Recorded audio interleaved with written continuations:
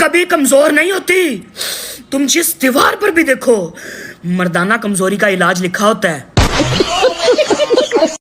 हाँ ठीक है मम्मी, बस पहुंच ही रहा है, बस मैं बोल रही हूँ। वो बाबू, दादाजी एक्सपायर हो गए, मम्मी का अभी फोन आया, हमें जल्दी से घर जाना पड़ेगा। ठीक है चलो चलो चलो। अरे ऐसे हीरो बन के जाओगे क्या? तुम्हारा दिमाग खराब है। किसी की डेथ हुई है, डेथ के हिसाब से कपड़े पहनो। और हाँ, मैं बाहर वेट कर रही हूँ, थोड़ा जल्दी आओ। रुको जरा, सब्र करो। ठीक है समझ गया, अब देख तू।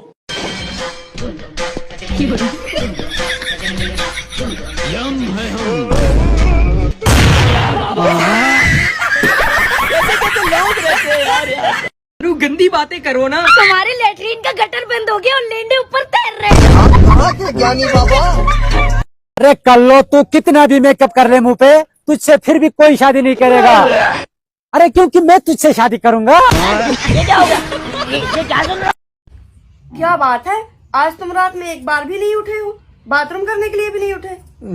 वो ठंडी है ना, इसलिए नहीं उठा। ये सफेद चड्डी कब ले आए तुम? अरे वो 1 हफ्ते हो गए, चौराहे में वो दुकान है ना, वहां से ले आया था। आज रात में एक बार भी नहीं उठा बाथरूम करने, ठंडी भी नहीं लगी। ये सही आइडिया है।